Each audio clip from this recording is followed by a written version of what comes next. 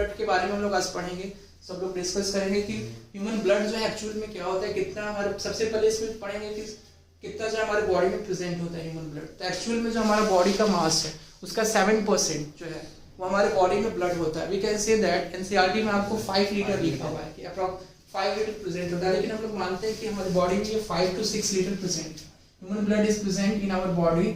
आप लिखते भी चलेंगे साथ साथ में, काफी इंपॉर्टेंट है। ह्यूमन ब्लड जो है वो कितना प्रेजेंट होता है, 5 to 6 लीटर यू कैन से। लेकिन एनसीईआरटी में जो है ना आप पढ़ोगे तो उसमें केवल 5 लीटर ही लिखा हुआ है, ठीक है। प्लस 12 के एनसीईआरटी में जो ह्यूमन फिजियोलॉजी चैप्टर है इसको आप पढ़ोगे तो उसमें 5 लीटर ही लिखा हुआ है, लेकिन ह्यूमन ब्लड जो है 5 to 6 लीटर हम लोग मानते हैं। यस, तो ह्यूमन ब्लड जो है किसी भी बॉडी में, किसी भी पर्सन के बॉडी में जो ब्लड होता है उसके बॉडी वेट के कितना होता है, 7%, ठीक है। तो 7% होता है, क्लियर है पॉइंट।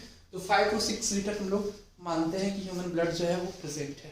अब what about in the case of women's, women's के केस में क्या होता है कि 500 मिलीलीटर कम हो जाता है ब्लड। तो वीमेंस मतलब जो औरत लोग हैं, जो लेडीज लोग हैं, उनमें क्या होता है 500 मिलीलीटर कम होता है ब्लड, ठीक है। तो we can say that the blood present in the 500 milliliter less in the case of female. In female the blood is present 500 milliliter less than the male, clear point is सबको? This point is clear to all of you ना? Human blood is present approximately 5 to 6 liter, this is 7% of the body weight. And the next point of this is कि in the case of female the human blood is present 500 milliliter less than the male, ठीक है। तो 500 milliliter क्या होता है, less होता है किससे, male से। तो that we have to study this part, clear है point। तो ये आप समझो। अब जैसे फॉर एग्जाम्पल आप ब्लड डोनेट करते हो, You are going to donate your blood, तो अब होता है ना कितना यूनिट तक हम ब्लड दे सकते हैं। तो आपको बोला जाता है कि 1 यूनिट 2 यूनिट, ऐसे आपको जो है वो एक मेजरमेंट, एक पोली बैग्स होते हैं, बैग्स के फॉर्म में होता है जिसमें ब्लड को क्या करते हैं, कलेक्ट करते हैं ब्लड बैंक में, फिर ले जाकर उसको फ्रीजिंग में रखते हैं। तो this is what 1 unit is how much, can you explain मी। तो सबके देखो बैग्स के जो है वो डिफरेंट वेट्स होते हैं, मतलब डिफरेंट जो है मेजरमेंट होता है। यू कैन से दैट कि डिफरेंट मेजरमेंट होता है। तो 1 यूनिट जो है वो बैग की जो क्वांटिटी है उसके ऊपर डिपेंड करती है। ऐसे हम लोग बोलते हैं कि यस 1 यूनिट में जो है वो किसी में होता है 250 ml या 280 ml या 300 ml, किसी में होता है 450 ml। तो उसके अकॉर्डिंग, उस बैग की क्वांटिटी के अकॉर्डिंग जो हम लोग यूनिट डिटरमाइन करते हैं कि 1 यूनिट ब्लड है तो वो अब कितना ले रहा है, ठीक है। तो हम लोग जनरली जो है जो स्टैंडर्ड है आपका 450 ml का है स्टैंडर्ड, ठीक है। 1 unit is equal to 450 ml of blood. तो मैक्सिमम देखो हम लोग कितना ब्लड देंगे तो फिर जो है वो क्या कर पाएंगे, मूव कर पाएंगे और अपना वर्क जो है डेली एक्टिविटीज कर पाएंगे। 500 मिलीलीटर तक आप अगर ब्लड देते हैं तो उस केस में कोई दिक्कत नहीं है, there is no any harm to you. कि आप जो, इसलिए कि वो लीवर जो है एक्चुअल में ब्लड को जो रिकवर करता है 24 आवर्स में, बोला जाता है कि हम रिकवर कर लेते हैं। तो कौन करता है उसको, लीवर क्या करता है, जो भी एक्स्ट्रा मींस ब्लड का जो फॉर्मेशन होता है वो कहाँ होता है, आपको बताएंगे। आरबीसी का फॉर्मेशन जो है वो रेड बोन मैरो में होता है फॉर्मेशन, ठीक है, आरबीसी का। तो आप समझिए इस चीज को। तो ब्लड जो है, ब्लड की क्वांटिटी को फिल अप करने में, ठीक है, उसका प्रोडक्शन करने में, उसके प्रोडक्शन को फास्ट करने में जो है वो लीवर हेल्प करता है। तो लीवर क्या करता है, उसको मैनेज करता है। Liver manage all the blood, ठीक है, जो आपने डोनेट किया उसको फिर से जो है 24 आवर्स या अगले 48 आवर्स में मैनेज करता है। तो उस केस में आपने देखा होगा आपको स्लीपीनेस ज्यादा आता है ब्लड डोनेट करने के बाद। किसी ने किया है ब्लड डोनेट? सर मेरा जैसे 5 लीटर ब्लड है, तो अगर डॉक्टर मुझे किसी को ब्लड देना है, डोनेट करना है, तो मैं कितना दे सकता हूँ? मतलब डॉक्टर लोग कितना रिकमेंड करते हैं कि इससे 1 यूनिट ब्लड, मैक्सिमम 2 यूनिट आप दे सकते हैं, लेकिन 1 यूनिट जो है वो ठीक है, 1 यूनिट इज ओके। 2 यूनिट जो है वो रेयर केस दिया जाता है, इसलिए 2 यूनिट के बाद जो है वो दिक्कत होती है, प्रॉब्लम होती है, फिर आप काफी ज्यादा वीकनेस फील करेंगे, फिर हो सकता है आप एक्टिविटीज भी ना कर पाए, ठीक है। तो उसके लिए फिर उतना आपको खाना भी पड़ेगा। जो भी ब्लड को ज्यादा जल्दी फॉर्म करते हैं। यस, जैसे 5 लीटर मेरा ब्लड है, तो मैं अगर 1 लीटर दे दूंगा तो उसमें भी मेरे को प्रॉब्लम नहीं 1 लीटर आप नहीं दे सकते ना, फिर आप जो है नहीं सर्वाइव नहीं कर पाएंगे फिर अच्छे से। यस, तो दिस इज द 500 ml तो दे सकते हो। हाँ 500 ml तक आप इजीली दे सकते हैं, लेकिन उसमें भी जो है आपको फिर उसको रिकवर करने के लिए आपको बहुत सारी चीज़ें खानी होगी जो ब्लड जिससे बनता है, जिसमें हीमोग्लोबिन ज़्यादा प्रेजेंट होते हैं, जैसे पोमीग्रेनेट वगैरह जो है, पनीर वगैरह, ये सब चीज़ें आपको जो है ज़्यादा लेनी होगी, जो भी फ्रूट्स वगैरह है ये सब लेने होंगे। ठीक है, तो मेनली जो ब्लड का फॉर्मेशन काफ़ी ज़्यादा फास्ट करते हैं वो आपका पोमीग्रेनेट हो गया, कोकोनट ऑयल हो गया जिसको बोलते हैं, सॉरी कोकोनट जूस जिसको बोलते हैं, ठीक है, नॉट ऑयल, नारियल का पानी, ठीक है, जिसको बोलते हैं वो। और आपका जो है नेक्स्ट इज कि इसमें पनीर वगैरह भी काफ़ी ज़्यादा फायदेमंद होता है, ठीक है, गाजर, चुकंदर, बीटरूट जूस जो है जिसमें हीमोग्लोबिन ज़्यादा तेजी से बनता है, फास्ट वो रेट को, मतलब rate of formation of blood को क्या करता है, फास्ट कर देता है। तो उस चीज़ को रिकवर करने के लिए आपको इस सब इंग्रेडिएंट को क्या करना होगा, कंज्यूम करना होगा। You should consume all this to fulfil the blood, मतलब जो भी जितना पार्ट्स आपने क्या किया है, दिया है, डोनेट किया है, to fulfil that part you have to take that ingredient in appropriate या adequate amount. Next part of this, अब इसमें देखो आपका कि ब्लड के कंपोनेंट जो होते हैं वो कितने होते हैं वो हम लोग डिस्कस करेंगे। ठीक है, तो ब्लड के कंपोनेंट कौन कौन से होते हैं वो हम लोग डिस्कस करेंगे। तो components of blood that will discuss, components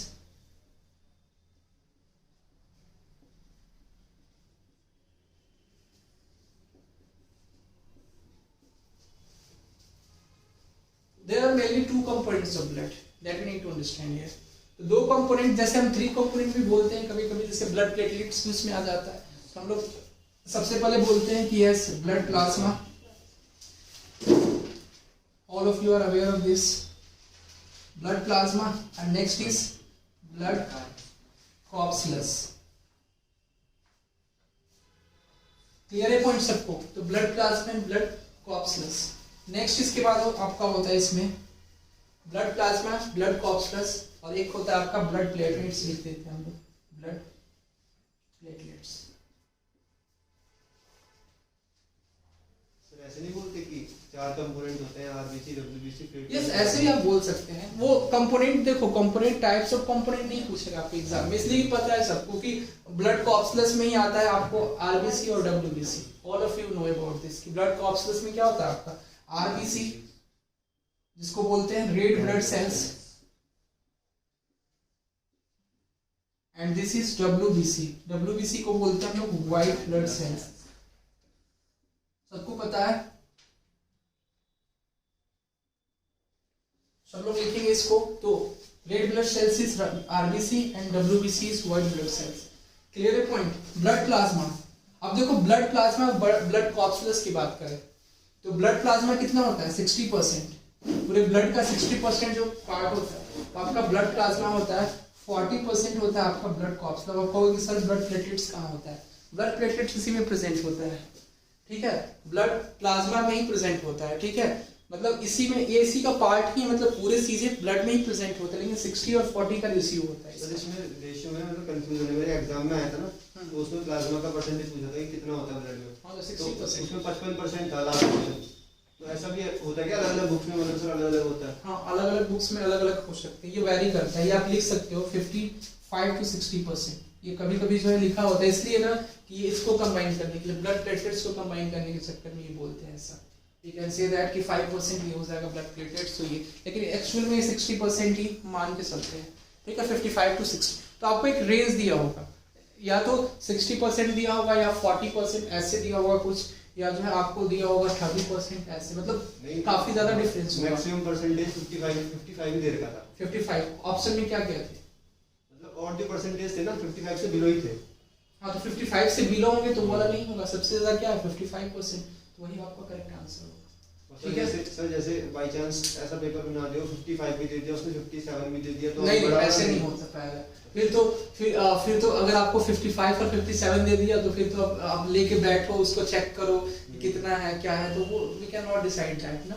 एक मतलब एक प्रॉपर जो है वो डिफरेंस ऑप्शन में देना चाहिए, फिर तो क्वेश्चन ही इनएडिक्वेट हो जाएगा कि इनएप्रोप्रिएट हम लोग कर सकते हैं, कुछ का आंसर क्या है इनएप्रोप्रिएट दिया हुआ ऑप्शंस, तो फिर हम लोग कैटेगराइज नहीं कर सकते ना उसको, इसलिए कि अब आपको देखो कोई दे दे 58 और कोई दे दे 59, तो 59%, 58%, 55%, ये चीजें ऐसा ऑप्शन नहीं आ सकता कभी, ठीक है, because examiner is so much intelligent कि वो जानता है कि हाँ बच्चों को ये देना है, अगर ये देंगे तो टीचर्स भी तो है ना, और भी क्वेश्चंस उठाएंगे एग्जामिनर के क्वेश्चन, फिर उसका आंसर ऑप्शन जो है वो नजदीक दिया है, आसानी के लिए भी दे देते हैं ना। अब वो कहेंगे कि 60% मैक्सिमम होता है, तो जो उसके नीचे 59 60 उसी को लगाते हो, ऐसे भी कह सकते हो। ये ऐसे भी कर सकते हैं, लेकिन ऐसा आपको नहीं देंगे, कभी भी किसी एग्जाम में नहीं होगा। आपने देखना उसमें अगर पूछा गया होगा तो 55 सबसे ज्यादा होगा और बाकी सभी 40 डिफरेंस होंगे आपको 30% 20%, ऐसे 10 का डिफरेंस होगा एटलीस्ट, ठीक है।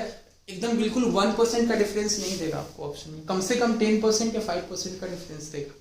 क्लियर है पॉइंट? तो इस तरह से आपको ध्यान में रखना है। ब्लड प्लाज्मा में देखो 90% जो है पार्ट होता है आपका वाटर, ब्लड प्लाज्मा में जो है 90% आपका पार्ट होता है वाटर, ठीक है। तो ब्लड प्लाज्मा में 90% जो पार्ट होता है वो आपका क्या होता है, वाटर का होता है, that you need to understand. तो blood plasma contains 90% of water. Clear है पॉइंट? अब देखो इसमें और भी सभी पार्ट्स होते हैं, ग्लूकोज भी होता है और भी न्यूट्रिएंट भी होते हैं। तो न्यूट्रिएंट जो होते हैं वो आपका बोल सकते हैं कि और सभी न्यूट्रिएंट 10% में आते हैं, आपका 0.1% ग्लूकोज होता है इसमें, मतलब 10% में सभी आते हैं न्यूट्रिएंट। तो कौन कौन से न्यूट्रिएंट होते हैं इसमें, कैल्शियम, मैग्नीशियम, फास्फोरस, ये सभी न्यूट्रिएंट हमारे बॉडी में क्या है, जरूरी है। तो ये सभी न्यूट्रिएंट जो इनमें प्रेजेंट होते हैं, ये न्यूट्रिएंट बोल सकते हो आप कि न्यूट्रिएंट जो है वो प्रेजेंट होते हैं। न्यूट्रिएंट्स क्या होते हैं, प्रेजेंट होते हैं। क्लियर है पॉइंट सबको, ये दिस पॉइंट का क्लियर है, ठीक है। तो नेक्स्ट अब इसके फंक्शंस क्या है, functions of blood plasma, that you need to understand, functions of blood plasma. Nutritions में क्या क्या आएगा, एक तो ग्लूकोज आएगा, कैल्शियम, फास्फोरस, मैग्नीशियम, ये सभी जो है न्यूट्रिएंट होते हैं, ठीक है। सेलेनियम, ये सभी न्यूट्रिएंट होते हैं। तो बहुत सारे न्यूट्रिएंट होते हैं इसमें, ये न्यूट्रिएंट आपको नहीं पूछा जाएगा, बस न्यूट्रिएंट पूछा जाएगा तो न्यूट्रिएंट जो है लास्ट 10% है, 90% वाटर, बस कैटेगराइजेशन, इतना ज़्यादा डिटेल में नहीं पूछता आपको दिल्ली पुलिस में, ठीक है। बस इतना तक पूछेगा, इतना ज़्यादा डिटेल में नहीं पूछता। Function of blood plasma, blood plasma क्या करता है, what is the function of blood plasma? Transportation करता है किसका, वाटर का, from the one parts of the body to different part of the body. तो इसमें ट्रांसपोर्टेशन होता है, ठीक है, वाटर का। और रिजर्व न्यूट्रिएंट्स होते हैं, जो भी न्यूट्रिएंट का ट्रांसपोर्टेशन होता है वो कौन करते हैं, ब्लड प्लाज्मा। फूड का ट्रांसपोर्टेशन हम लोग बोलते हैं कि it helps in the transportation of food, nutrient as well as water. तो फूड का ट्रांसपोर्टेशन मींस फूड में जो भी प्रेजेंट चीजें हैं, फूड के टर्म में जो भी हमको उससे एनर्जी मिली, जो भी न्यूट्रिएंट ऑब्टेन हुए, वही आपका फूड हो गया। जिससे मेनली हम ग्लूकोज बोले, सेल्स को क्या चाहिए, लिविंग होने के लिए ग्लूकोज की नेसेसिटी है, ग्लूकोज की रिक्वायरमेंट है। तो वो चीजें जो है हम लोग बोल सकते हैं यहाँ पे कि means function of blood plasma, you can see that it helps in the transportation of food as well as nutrient as well as water from the one parts of the body to the different parts of the body wherever required is this in our body, ठीक है। तो जहाँ पे भी ये सभी required होते हैं हमारे बॉडी में, वहाँ पे क्या करता है, ट्रांसपोर्टेशन करता है। क्लियर है ब्लड प्लाज्मा? तो ये पार्ट है इसका फंक्शन हो गया। This is all about the function of blood plasma. It helps इन, लिख लो, it helps in the transportation of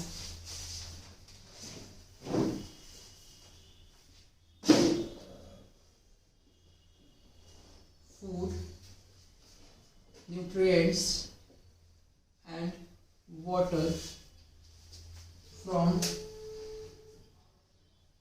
one parts of the body to the different parts of the body.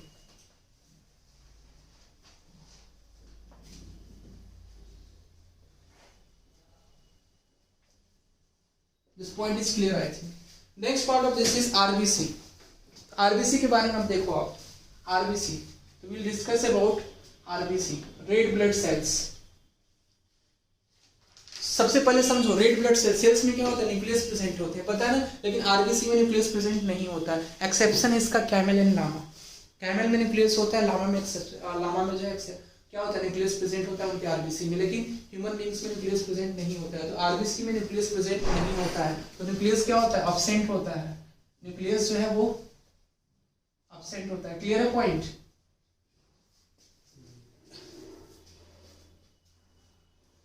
RBC में nucleus absent होता है।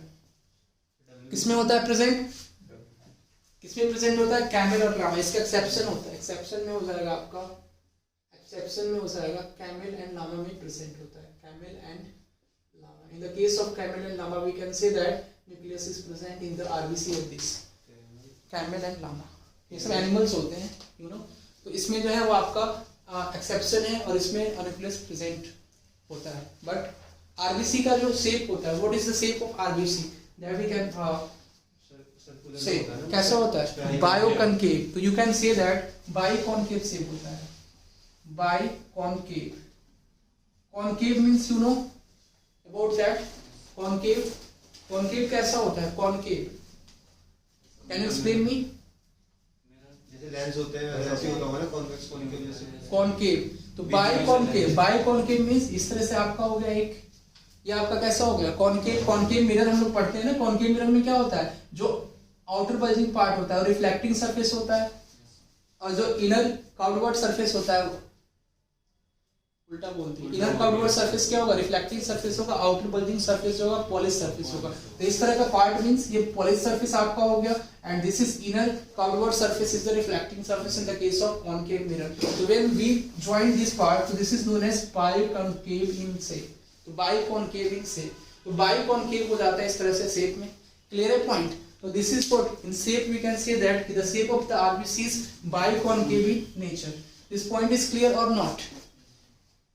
Clear है सबको. तो अब देखो इसका प्रोडक्शन कहाँ पे होता है, कहाँ पे बनता है ये आरबीसी, कहाँ पे बनता है, बोन मैरो. ठीक है, RBC is formed in the bone marrow. तो बोल सकते हैं what we can say that it is formed in red bone marrow. तो red bone marrow we can say. Clear है point. Red bone marrow, this is also known as stem cells. ठीक है, stem cells भी बोल सकते हैं, लेकिन bone marrow से क्या होता है आपका आरबीसी का प्रोडक्शन होता है, आरबीसी का प्रोडक्शन होगा. What about the life span of RBC, can you explain me what is the life span of RBC. 120 days. तो ये होता है 120 डेज.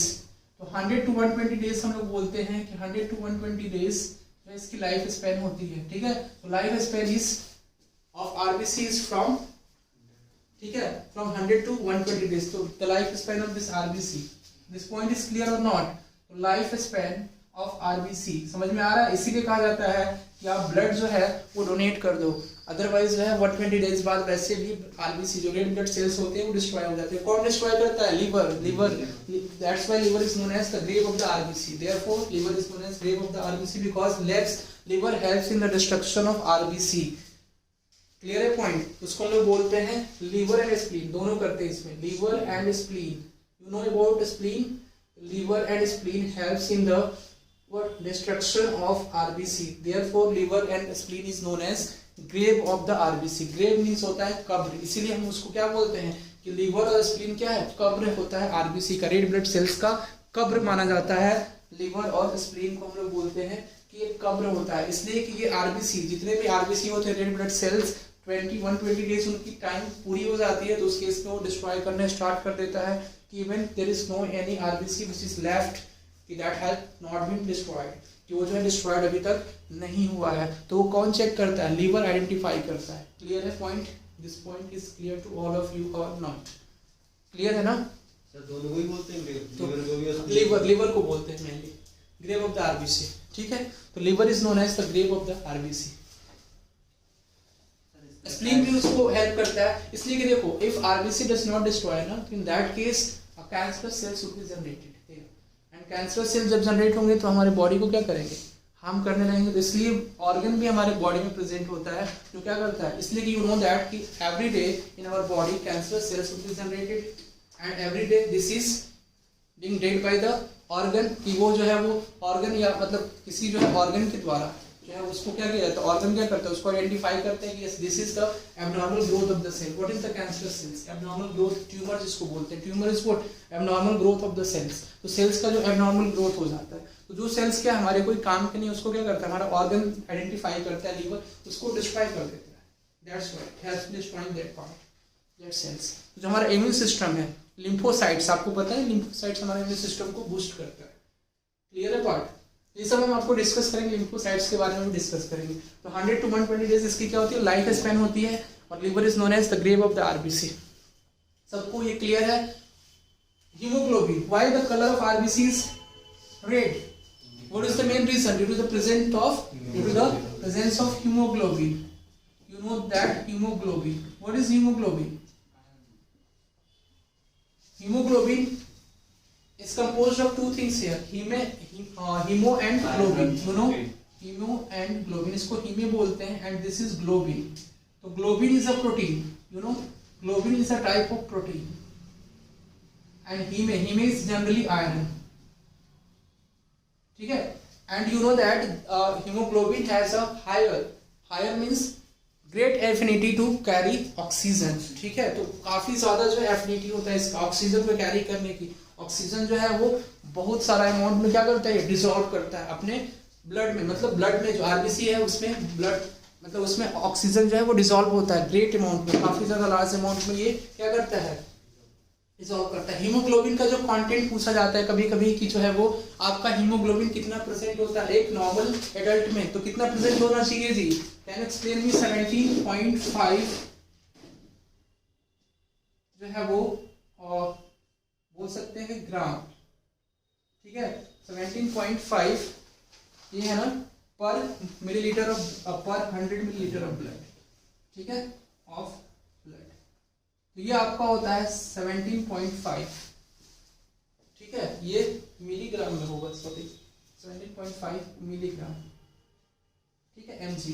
तो 17.5 जैसे होता है ना, आप देखते हो 15 टू ऐसे लिखा होता है कि रेंज जो होता है 15 टू 18 तक लिखा होता है. ठीक है, 15 टू 18 जो हीमोग्लोबिन के प्रेजेंस का आपने रेंज देखा होगा जब आप सीबीसी कराओगे. CBC is what, complete blood count. तो कंप्लीट ब्लड काउंट जब कराओगे ना, डॉक्टर जो है आपको टेस्ट देता है, that is known as CBC. CBC is known as complete blood count. तो इसमें आपको आरबीसी चेक किया जाता है, डब्ल्यूबीसी भी चेक करते हैं और हीमोग्लोबिन का प्रेजेंस में भी चेक करते हैं कि हीमोग्लोबिन जो आपके ब्लड में प्रेजेंट है कि नहीं है सफिशिएंट अमाउंट में. ठीक है, तो हीमोग्लोबिन प्रेजेंट होगा तो ऑक्सीजन को क्या करेगा, कैरी करेगा. You know about this. जब आप सोते हो, जब आप स्लीपिंग टाइम में होते हो तो हीमोग्लोबिन का जो अमाउंट है वो कम हो जाता है. You know about this. मतलब ऑक्सीजन का अमाउंट जो है वो कम हो जाता है हीमोग्लोबिन के अमाउंट से, इसलिए कि 5% कम बनता है हीमोग्लोबिन आपके बॉडी में. क्लियर है पॉइंट? जब हम सोते हैं. यस, एक मिनट, एक बार हमको देख लेंगे तो शायद 17.5 और 1000 ग्राम. हाँ ठीक है, काम होगा 17.5 ग्राम. एक बार चेक कर लेना, आप ग्राम ही होगा. ठीक है, 17.5 ग्राम पर 100 मिलीलीटर ऑफ ब्लड. क्लियर है पॉइंट? इसका मतलब क्या हुआ? मतलब हर एक 100 मिलीलीटर ब्लड में 17.5 ग्राम जो है वो हीमोग्लोबिन प्रेजेंट होता है. ठीक है, हीमोग्लोबिन में जो आयरन होता है, ठीक है, वही क्या करता है, ऑक्सीजन को डिसॉल्व करने में हेल्प करता है. मतलब ऑक्सीजन अब समझो, इसमें ऑक्सीजन जो है वो कैरी करता है, इसमें हायर एफिनिटी होता है. कार्बन डाइऑक्साइड को भी जो है वो आरबीसी डिसॉल्व करता है. मतलब ब्लड में कार्बन डाइऑक्साइड भी काफी ज्यादा तेजी से डिसॉल्व होता है. पता है आपको कार्बन डाइऑक्साइड डिसॉल्व होने का रेट जो है वो ऑक्सीजन से ज्यादा फास्ट होता है. You know about this. Carbon dioxide का जो रेट होता है डिसॉल्व होने का ब्लड में वो काफी ज्यादा फास्ट होता है ऑक्सीजन से. मतलब 4 या 5% जो है हायर होता है. ठीक है, ऑक्सीजन से. तो ये कार्बन डाइऑक्साइड डिसॉल्व होने का रेट फास्ट होता है. इसलिए जो भी हमारे सेल्स जो एरोबिक रेस्पिरेशन करते हैं, एरोबिक एंड एनारोबिक रेस्पिरेशन आपको पता है, जो in the presence of oxygen होता है and in the absence of oxygen. तो in the presence of oxygen जो होता है उसको बोलते हैं aerobic respiration, in the absence of oxygen जो होता है उसको बोलते हैं एनारोबिक रेस्पिरेशन. क्लियर है? तो in the presence of oxygen जब होगा तो आपका क्या बनता है, 38 एटीपी ऑफ एनर्जी रिलीज होती है. बताया था ना, adenosine triphosphate, Krebs cycle in the mitochondria, सब डिस्कस कर चुके हैं रेस्पिरेशन में. क्लियर है ना पॉइंट? इसमें जो है आपका तो 38 एटीपी ऑफ एनर्जी रिलीज होती है, तो CO2 भी रिलीज होता है और H2O रिलीज होता है. तो H2O आपको बताए थे कि H2O जो है, जो एक्स्ट्रा वाटर है, वो आपके सेल्स क्या करते हैं, सेल्स जब स्वेल कर जाते हैं, जब वाटर उसमें भर जाता है तो सेल्स में स्वेलिंग आ जाती है. तो सेमी परमेबल मेम्ब्रेन के थ्रू क्या करते हैं, वो जो सेल्स है वो श्रिंकिंग करना स्टार्ट कर लेते हैं. मतलब जो आउटर पार्ट है उनका सेल्स का, वो उसको क्या करता है, वाटर को उनसे निकालते हैं. वाटर जो है वो सेमी परमेबल मेम्ब्रेन के थ्रू क्या होता है, सेल से बाहर जाता है. ठीक है, उस प्रोसेस को भी आपको बताया था कि प्रोसेस को क्या बोलते हैं. ठीक है, नेक्स्ट पॉइंट समझ में आया ये पार्ट कि 17.5 ग्राम जो है आपका पर 100 मिलीलीटर ऑफ ब्लड होता है. This point is clear to all of you ना? ओके, अब इसमें देखो नेक्स्ट पार्ट ऑफ दिस. अब हीमोग्लोबिन की डिफिशियंसी से मतलब बोला जाता है ना कि आयरन की डिफिशियंसी, ये iron is the most important thing. इसलिए कहा जाता है कि आयरन रिच आपको फूड खानी चाहिए। तो आयरन रिच फूड कौन सा होता है? Can explain me this point? Yes, green leafy vegetables जो होते हैं आयरन रिच होते हैं, ठीक है। ग्रीन लीफी वेजिटेबल्स, फाइबरस जो फ्रूट्स होते हैं, फाइबरस फ्रूट्स वो भी आयरन रिच होते हैं, ठीक है। तो आयरन में सबसे ज्यादा माना जाता है वेजिटेबल जिसमें बोला जाता है स्पिनच को, बहुत सारे साग आप खाते हैं उसको भी आयरन रिच बोला जाता है, ठीक है। लेकिन spinach is one of the vegetable which is rich in iron. तो अब आयरन की डिफिशियंसी जैसे कभी कभी हो जाती है कि आयरन की डिफिशियंसी से कौन सा रोग होता है? Deficiency, you know, anaemia.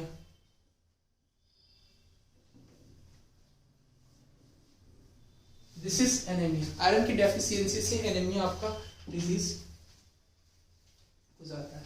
Clear है पॉइंट? इस सब फ्रूट्स में हाई फाइबर वाले कौन कौन से होंगे? केले में भी होता है ना, बनाना में? हाँ, फाइबरस जो है वो आपका उसमें भी होता है। सभी देखो फ्रूट्स जो है सब यूजफुल है आपके, फ्रूट्स जो है वो सभी यूजफुल है। जैसे देखो आप एप्पल में भी आपको जो है पाया जाता है। फिर उसके बाद जो है वो आपका ये ऑरेंज हो गया, ऑरेंज भी ठीक है बॉडी के लिए काफ़ी ज़्यादा। वो क्या करते हैं कि जो भी फ्री रेडिकल्स होते हैं आपकी बॉडी में उसको मैनेज करने का भी वर्क करते हैं। तो जो आपके फ्रूट्स होते हैं, फ्रूट्स जनरली क्या करते हैं, जो अनपेयर्ड इलेक्ट्रॉन होते हैं, free radicals means unpaired electron जो हमारे बॉडी पे एक्स्ट्रा ऑक्सीडेटिव स्ट्रेस देते हैं, उनको क्या करते हैं, वो मैनेज करने का काम करते हैं, वो उनको मैनेज करते हैं।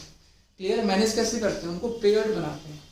जैसे अनपेयर्ड इलेक्ट्रॉन होगा तो क्या करेगा, कहीं भी घूमेगा, ठीक है। जैसे आप फॉर एग्जाम्पल उसको बोल दें कि अगर आप इंडिपेंडेंट हो, अगर आपके ऊपर कोई रिस्ट्रिक्शन नहीं है तो आपका जो मन में आएगा वो करोगे। लेकिन अगर आपके ऊपर पेरेंट का रिस्ट्रिक्शन है कि yes you have to do according to that to what, to maintain your better future, तो अपने फ्यूचर को बनाने के लिए आपको ये चीज़ें करनी है, अच्छा वे में आपको जाना है, ठीक है।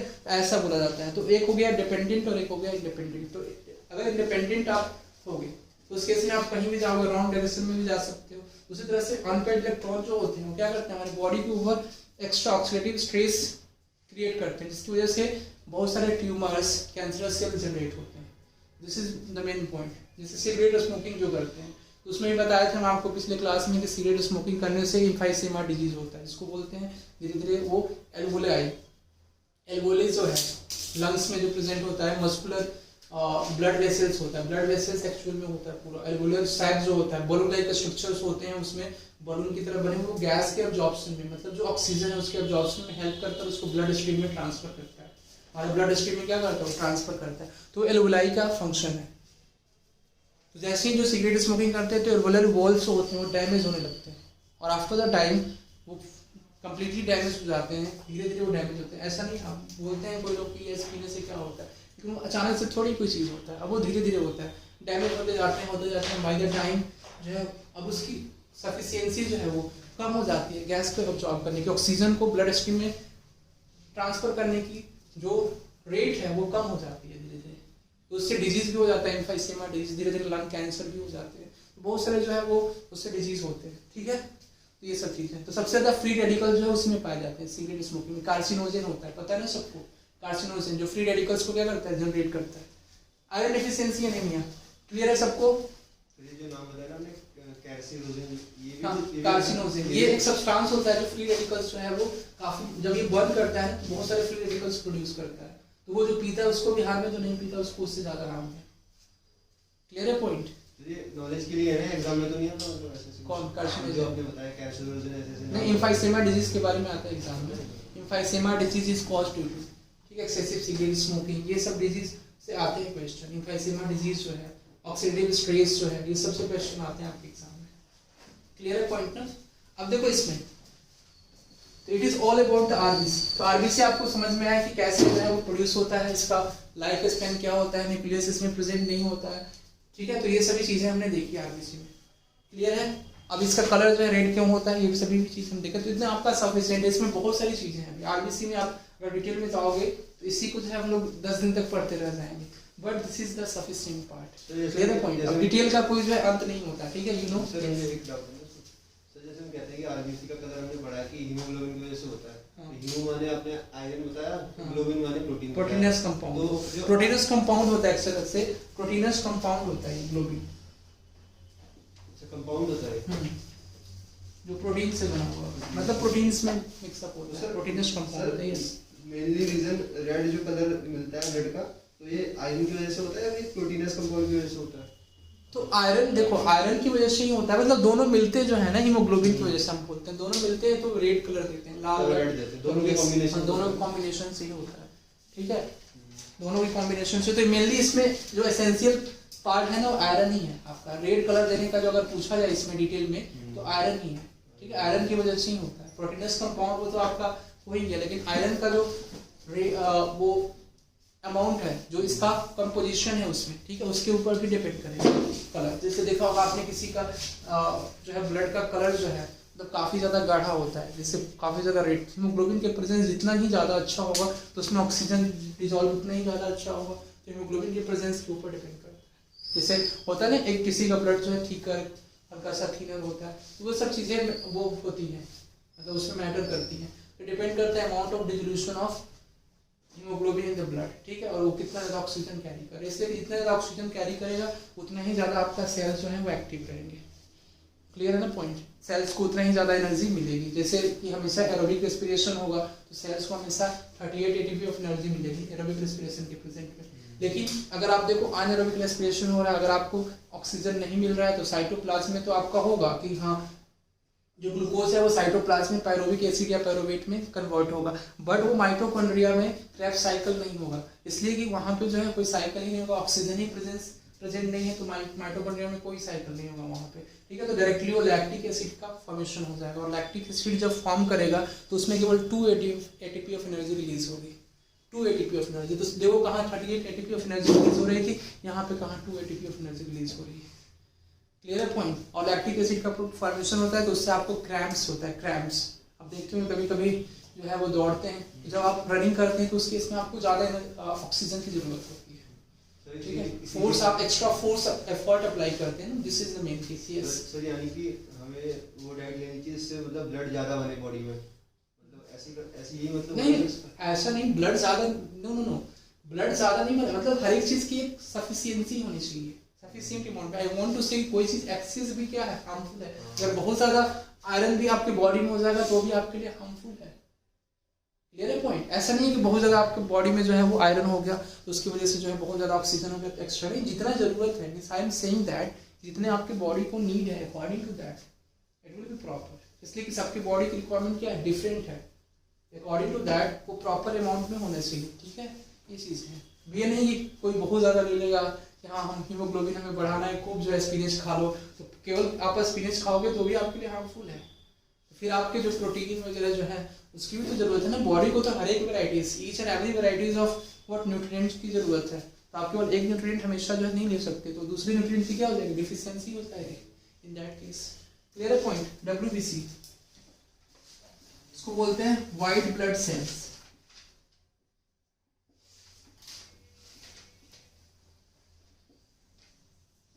What about white blood cells? तो व्हाइट ब्लड सेल्स में आपको पता है कि इसकी लाइफ स्पेन क्या होती है, 2 से 4 दिन ऐसी 3 to 4 डेज आप बोल सकते हैं, 3 to 5 डेज, बहुत लोग बोलते हैं 2 से 4 दिन, मतलब इसकी लाइफ स्पेन इतनी होती है। व्हाइट ब्लड सेल्स क्या करता है, हमारे इम्यूनिटी को इंप्रूव करता है, बूस्ट करता है, it helps in boosting our immunity as well as what it helps to fight against the disease. जो भी डिजीज होते हैं, एक्स्ट्रा जर्म्स होते हैं, बैक्टीरिया जो हमारे बॉडी पे अटैक करते हैं, उनके अगेंस्ट में क्या करता है, ये फाइट करने की जो है एबिलिटी हमारी बॉडी को प्रोवाइड करता है, ठीक है। हमारे बॉडी का जो इम्यून सिस्टम है वो स्ट्रांग रहे, किसकी वजह से, white blood cells. White blood cells में क्या होता है, आपको बताए थे हम, टी सेल्स होते हैं, T cells. There are 3 types of T cells. कौन कौन से होते हैं, helper T cells, killer T cells और सप्रेसर टी सेल्स। आपको बताए थे हैं कि ऑर्गन ट्रांसप्लांटेशन होता है तो एंटीबॉडीज जो क्रिएट होती है वो उसमें कौन हेल्प करता है, व्हाइट ब्लड सेल्स जो है वो हेल्प करते हैं, ठीक है। एंटीबॉडीज जो क्रिएट होती हैं उसमें कौन हेल्प करता है, एंटीबॉडीज के क्रिएशन में वो व्हाइट ब्लड सेल्स जो है वो क्या करता है, हेल्प करता है एंटीबॉडीज को बनाने में। क्लियर है ना पॉइंट, समझ में आया? तो एंटीबॉडीज के फॉर्मेशन में व्हाइट ब्लड सेल्स जो है हमारा एक इंपॉर्टेंट कंपोनेंट के फॉर्म में जो हेल्प करते हैं। इसमें there are 3 types of cells present in this. I had explained earlier this point. जो एक्सप्लेन किया था कि जो है वो helper T cells, killer T sales, suppressor T sales. Helper T sales क्या करते हैं, जो हमारे बॉडी के ऑर्गन्स हैं, ठीक है, हमारे बॉडी के जो ऑर्गेनिजम्स हैं उनके अगेंस्ट में वो हेल्प करते हैं, उनको इम्प्रूव करते हैं, उनके फंक्शन को क्या करते हैं, इम्प्रूव करने में हेल्प करते हैं। This is known as helper T cells, ठीक है। किलर टी सेल्स जो एक्स्ट्रा ऑर्गेनिजम्स हैं, जो हमारे लिए क्या है फॉरेन एंटीजन है, फॉरेन ऑर्गेनिजम्स हैं, उसको वो किल करते हैं, ठीक है। जो भी हमारे लिए क्या है फॉरेन एंटीजन है। Antigen is what the protein which is present over the surface of the cell. Cell के ऊपर जो प्रोटीन प्रेजेंट होता है उसको हम लोग बोलते हैं एंटीजन। एंटीजन देखो एक आपका ये सेल हो गया, सेल के ऊपर जो है वो प्रोटीन प्रेजेंट होता है, सरफेस प्रोटीन, उसको हम लोग बोलते हैं antigen. The surface protein which is present over the surface of that cell is known as antigen. Antigen जो होता है वो सेल्स के ऊपर एक प्रोटीन होता है, सरफेस प्रोटीन, जिसको हम लोग क्या बोलते हैं, एंटीजन बोलते हैं। क्लियर है पॉइंट। तो अगर फॉरेन एंटीजन है मतलब ये पहचानते हैं कि हमारे बॉडी का सेल नहीं है, इसके कैसे पहचाना जाता है, इसके एंटीजन से। सेल्स के ऊपर जो एंटीजन होते हैं, अगर कोई भी सुनो बैक्टीरिया या कोई भी जो है जर्म्स हमारे बॉडी में अगर एंटर करते हैं तो हमारा बॉडी उसी से रिलेट करता है कि ये क्या है, एंटीजन है। समझ में आया। तो एंटीजन सेल्स के ऊपर क्या है, एंटीजन्स होते हैं, ठीक है। तो सेल्स के ऊपर एंटीजन्स होते हैं तो ये देखता है कि yes this is foreign antigen. तो फॉरेन एंटीजन होता है तो उसको हमें क्या करना है, किल करना है। तो किलर टी सेल्स क्या करता है, एक्टिवेट हो जाता है, और किलर टी सेल्स एक्टिवेट होने के बाद उसको डिस्ट्रॉय कर देता है। क्लियर है point. This point is clear और नॉट क्लियर है। अब कहोगे सर वायरस के केस में ऐसा क्यों नहीं होता। वायरस के केस में भी होता है, लेकिन वायरस जो एक्सेप्शन होता है सेल थ्योरी का, आपको पता है ना। वायरस जो एक्सेप्शन होता है सेल थ्योरी का, जब वो किसी भी ऑर्गेनिजम्स मतलब किसी भी बॉडी होस्ट ऑर्गेनिजम्स में वो एंटर कर जाता है, तब वो as a living being react करता है। और जैसे हम उसको बाहर किसी भी बॉडी से बाहर हम निकाल के रखते हैं, तो in that case that virus behaves as a non living beings, non living things. तो नॉन लिविंग के फॉर्म में क्या करता है, बिहेव करता है। तो वायरस के 2 कैरेक्टरिस्टिक्स होते हैं, living as well as non living.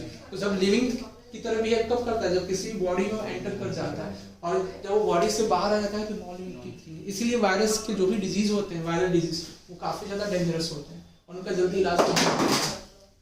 This is the most important case कि जो भी वायरल डिजीज होते हैं वो काफी ज्यादा डेंजरस होते हैं, इसलिए। और उसका जो है वायरस का एक प्रॉपर जो इलाज नहीं मिल पाया। जैसे आप देखो बहुत सारे ऐसे वायरल डिजीज हैं जिनके प्रॉपर क्योर नहीं है अभी भी। जैसे एड्स, उसमें अभी भी डिजीज है, आपको पता है HIV वायरस से होता है, और एड्स का जो है प्रॉपर जो है डिजीज प्रॉपर उसका क्योर है नहीं है, ठीक है। अभी तक भी नहीं पता लगा पाया गया उसका प्रॉपर क्योर। उसके केस में जो पहले तो जिसको हो जाता है उसको 13 ईयर्स के बाद पता लगता है, 12 से 13 साल के बाद पता लगता है होने के बाद, और तब तक उसके blood platelets count, blood platelets के ऊपर इफेक्ट करता है।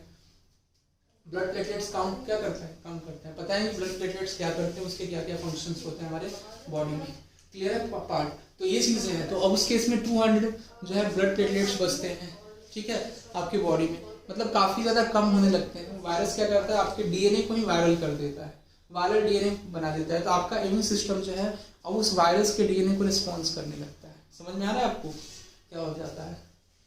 DNA जो है ना हमारा DNA जो डीऑक्सीराइबोन्यूक्लिक एसिड, उसी को वायरस क्या करता है, धीरे धीरे कैप्चर कर लेता है, और उस DNA को जो है वो वायरल मतलब वायरस का DNA हो जाता है, वो वायरस के अकॉर्डिंग वर्क करता है। लेकिन हमारा बॉडी ये चीज़ नहीं समझ पाता, ये जो है वायरस का DNA, इसलिए कि वो हमारा DNA था उसको वायरल कर दिया।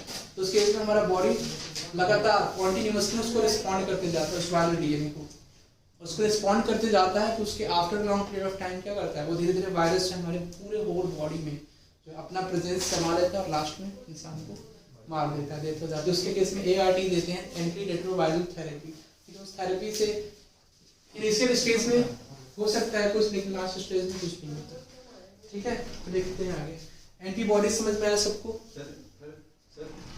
ये समझा दो कि एंटीबॉडीज क्या होती है और क्या कैसे मतलब बेनिफिशियल है बॉडी के लिए और कैसे बनती है। एंटीबॉडीज जो है ना, कोई भी देखो कोई भी हम बता रहे कोई भी जब से आउटर जो है फॉरेन एंटीजन जो हमारे बॉडी में आते हैं, ठीक है, उसके अगेंस्ट में जो है वो एंटीबॉडीज बनाता है हमारा बॉडी, हमारा ब्लड जो है वो एंटीबॉडीज बनाता है, ठीक है। ऐसे पार्टिकल्स आते हैं बॉडी में, उनको उनसे मतलब लड़ने के लिए, हाँ, उनसे लड़ने के लिए, उनको किल करने के लिए जो है हमारा किलर टी सेल्स एक्टिवेट होता है, और वो जो है वो क्या करता है, सरफेस प्रोटीन लेके और मतलब उनके स्ट्रक्चर्स को, उनके कैरेक्टरिस्टिक्स को समझता है ये क्या है, फॉरेन एंटीजन कैसा है, कैसे डिस्ट्रॉय होगा, उसको फिर किल करने के लिए एंटीबॉडीज उससे पावरफुल बनाता है, ठीक है। फिर तो जैसे हमें पता है कि जो WBC होती है वो जो भी डिजीज वगैरह होती है उनसे लड़ती है, तो ये एंटीबॉडीज फिर WBC बनाती है।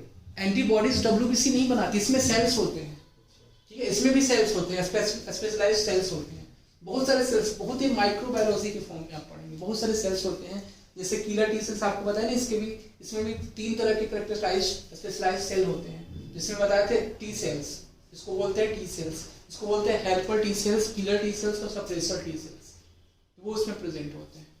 समझ में आ रहा है पार्ट? मतलब उसमें सब कंपोनेंट होता है उसका। मतलब WBC की हेल्प करने के लिए हमारा बॉडी एंटीबॉडीज बनाता है। हाँ, एंटीबॉडीज जो है WBC से ही बनता है, तभी तो हम फाइट कर पाते हैं किसी भी डिजीज के अगेंस्ट में। समझ में आ रहा है? Yes, WBC। अगर आपके बॉडी में WBC नहीं है किसी की बॉडी में, तो वो उसके ऊपर तो छोटा से छोटा बैक्टीरियाज भी जाएगा, छोटा से छोटा ऊपर जर्म्स भी जाएगा, तो इन दैट केस उसको वो डिजीज फैला देगा, तो उसका इम्यूनिटी सिस्टम तो वैसे भी कमजोर हो जाएगा जिसका WBC काउंट कम है। तो आपको पता है ना, WBC काउंट है जिसका कम होता है उसमें क्या होता है, WBC काउंट जिसका कम होता है उसमें डिजीज से लड़ने की क्षमता, जो कैपेबिलिटी है वो कम हो जाती है। क्लियर है ना पॉइंट? इसलिए कि आपका इम्यून सिस्टम को स्ट्रांग नहीं रखता है।